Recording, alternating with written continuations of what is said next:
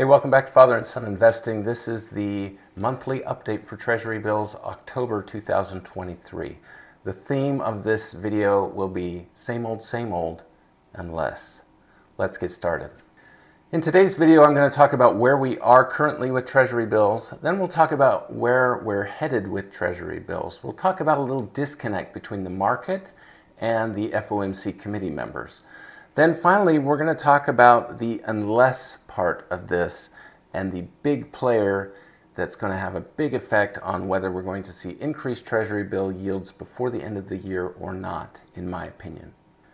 I'll bring in the graph that I always use on these videos. We'll bring them in one by one.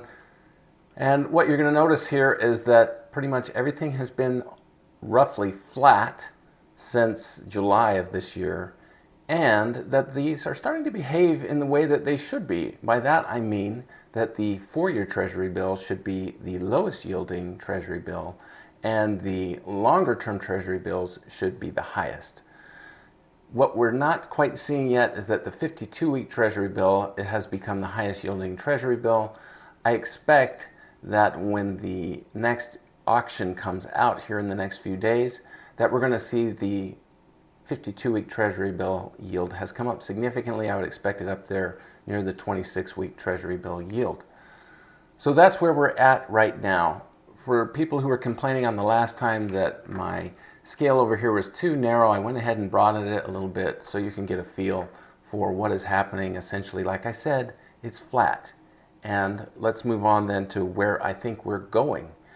Where I think we're going with Treasury bills, at least until November, is that things stay flat. I think they're going to continue to look just like this. Now, there is kind of a ceiling here, and that ceiling really is the Fed fund rate. In fact, some of these Treasury bills have ticked just a little bit higher now than the federal fund rate, which is currently 5.25 to 5.5%. I don't think we're going to see much higher than that, simply because of that Fed fund rate and kind of how that controls interest rates. Now, I mentioned at least until November. That is when the next Fed meeting will be. We'll also have one in December. So let's just take a look at what the market thinks will be happening with that next Fed meeting in November.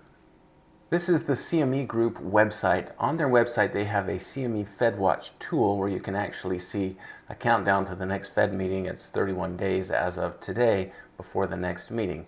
On here, if you scroll down, you'll see that you can find the current odds or their current prediction for whether they think the Fed will change interest rates or not. Right now, they're saying for November, 81.7% chance that they leave rates the same, no change, versus an 18.3% chance that the Fed will increase rates. Let's get a quick peek at what they think will be happening for December, and you'll see here that they say almost 65% chance that the Fed will leave rates the same, and 31.4% chance that they raise rates. Now, this is a disconnect from what the members of the FOMC are saying. Let's take a peek at this. What I've done is click on the table tab over here, where it will give you a table of what current members of the FOMC are saying in terms of where they think rates will be going.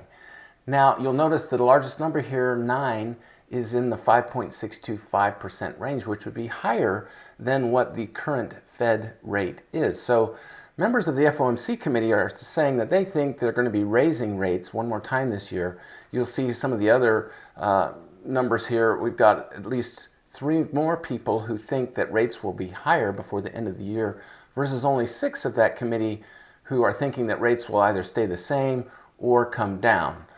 So the FOMC is saying rates will be going up before the end of the year, in their opinion, but the market is saying otherwise. So we've got a disconnect here. Which one do I favor? I think I actually favor the FOMC committee and not what the CME tool website is saying. That will remain to be seen. Obviously, that's just my opinion. But one of the reasons I have this opinion is based on what FOMC committee members have been saying.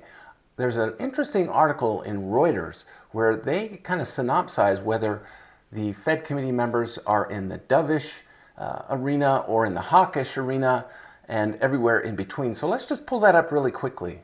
So this is the Reuters article. It's from September 25, 2023. I'll leave a link to it in the description down below so that you can look at it yourself. But here they talk about who is a dove. They've got nobody listed. Then they'll talk about the dovish, and they've only got 3 listed here. So dovish would mean that these are members who are in favor of lowering interest rates. We've got 3 of them here, only one of which is a current 2023 voter, and that would be Patrick Harker at the Philadelphia Fed. So they'll show you some of the comments that they've made recently. Mr. Harker, right now I think we've probably done enough. That was in August of 2023. We've got 2 other members saying, I feel policy is appropriately restrictive and patience is a prudent strategy. That being the San Francisco Fed president as of September 22. So only 3 in the dovish camp. Let's slide on over here and we'll see who's in the centrist camp.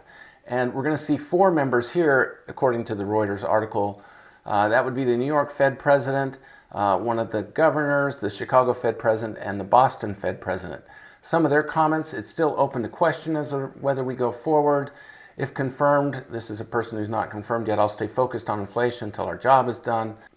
The risk of inflation staying higher than where we want it is the bigger risk. That was as of September 25 by the Chicago Fed president. Then let's move over to the hawkish camp. Not hawks, but hawkish. And we've got 6 people listed here, including Jerome Powell, the Fed chair, as well as a few of the regional Fed bank presidents. Some of the comments we're looking at here, we want to see convincing evidence really that we've reached the appropriate level. That was from the Fed chair. The economy faces multiple challenges, including inflation, banking sector stress, geopolitical instability. The Federal Reserve must remain attentive to them all.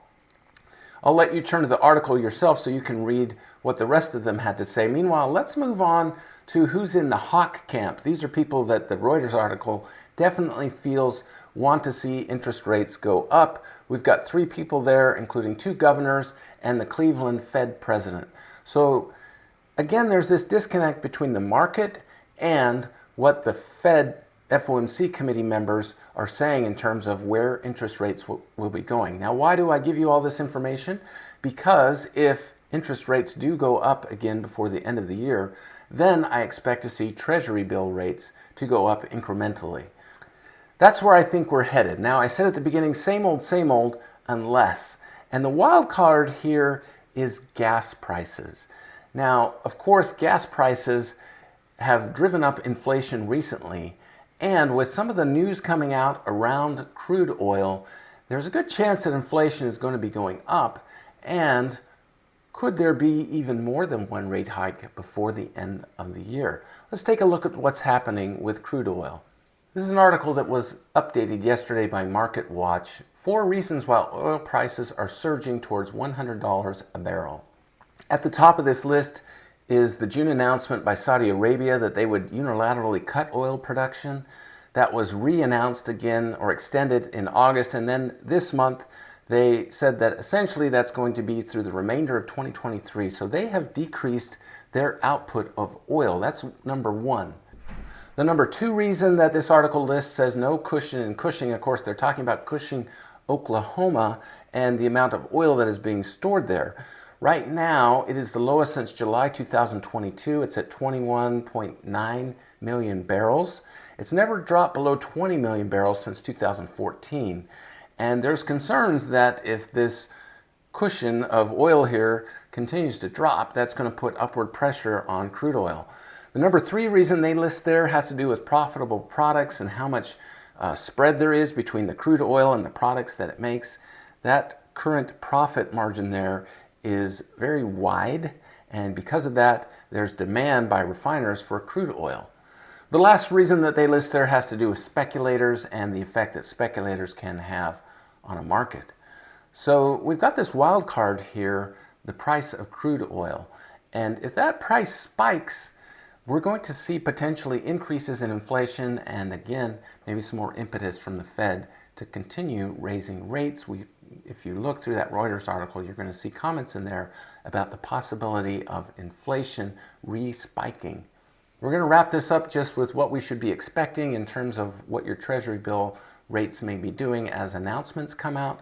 I was actually planning to give you an idea of what would happen to some of these announcements if the government did shut down, but just as I was preparing this video, I got a notification on my phone that said that McCarthy had gotten the votes in the House for a 45-day extension of government funding and that they would be sending that on to the Senate.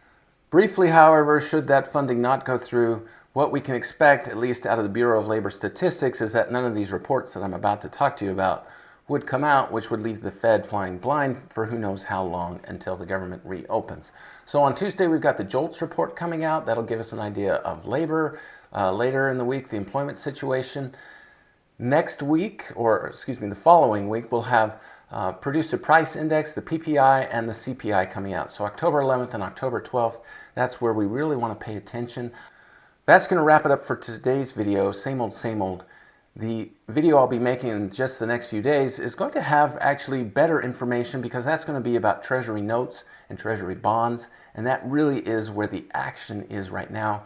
If you aren't aware of what's happening there, go back and watch some of my most recent videos about Treasury notes and bonds, and again, I'll have that other video out for you next week. Until next time, enjoy your investing.